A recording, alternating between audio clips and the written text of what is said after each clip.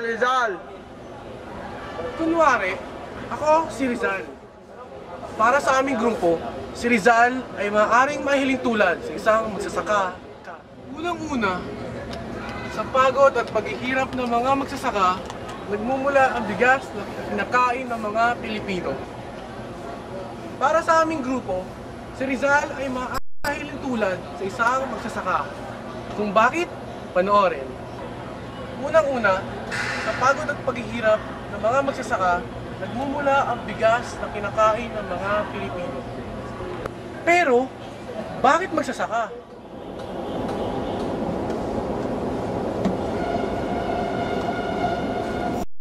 Kamitang ito ay sumisimbolo ng mga hakbang upang mapabuti ang kalagayan ng mga Pilipino.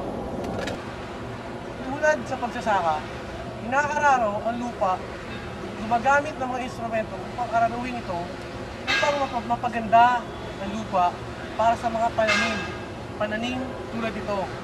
Tulad ng aking mga hakbang, ang tanging layunin ay mapabuti ang mga mamamayan at ang buong bansa.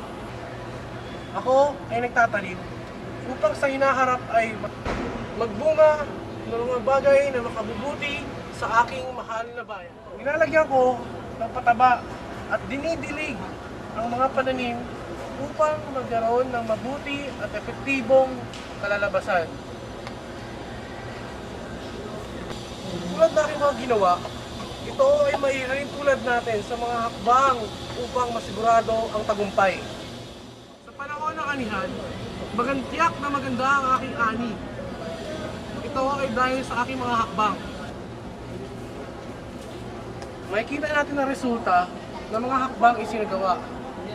Tulad sa lipunan, makikita natin ang resulta dahil nabuksan ko ang isip ng mga Pilipino at nagkaroon ng mga pagbabago. At dito nagtatapos ang aking pagiging Rizal.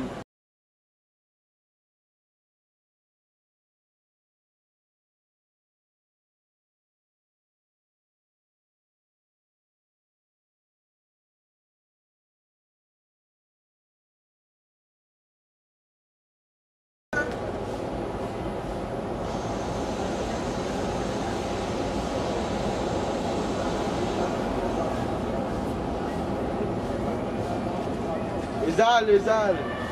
Bakit? Kunwari, ako si Rizal. Walang kwenta. Uy! Game. Unang-una,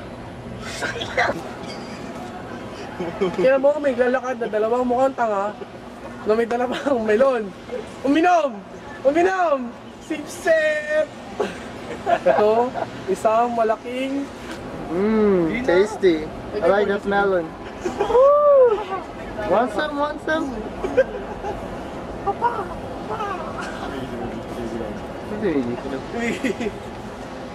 Ayan po, naglalakad ang isang bida.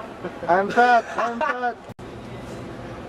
Ako ay nagtatanim upang sa kinabuksak. Tulad na aking mga ginawa, ito isang hakbang na maihiling tulad natin sa aking... Yay! Woohoo! Kamusta? Pag-ibig gumagano si Charlie. Chag, yung... Yung ganoon! Siya, isang beses na. Dali na, ganda kaya? Oo! Kaya pag ganun ka pa naman eh. Hindi kaya? Ganun ka! Hindi! Oo na, game!